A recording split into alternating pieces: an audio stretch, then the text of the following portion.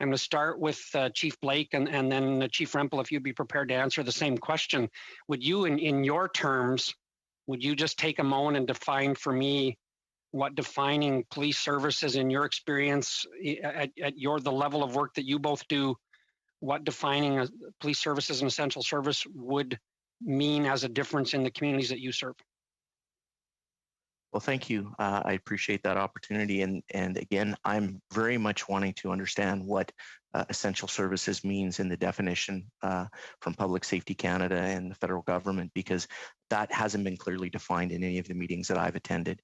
I think what's key and critical is to ensure that, again, we're not under a grants and contributions program, that funding cannot be sustained or secured. We need to recognize and realize that we are not asking for anything more in our funding, but we certainly don't want anything less. Our communities deserve it.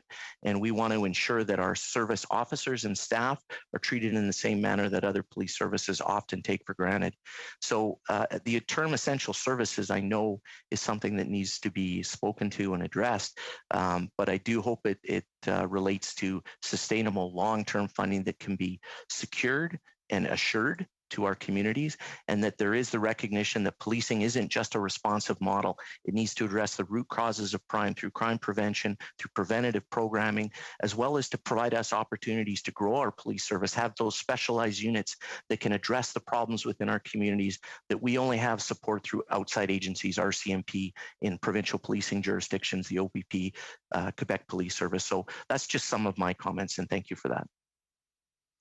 Thank you. Chief Rempel, if you want to add your comment to that question, and then I will have one more for you, hopefully, if the chair gives me time.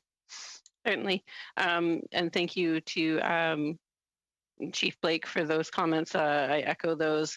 As well, I would just add recognition of authority from the RCMP as well as the courts, the provincial courts. Our people expect the same services as the general population, and we are not getting that response from the RCMP or from the courts.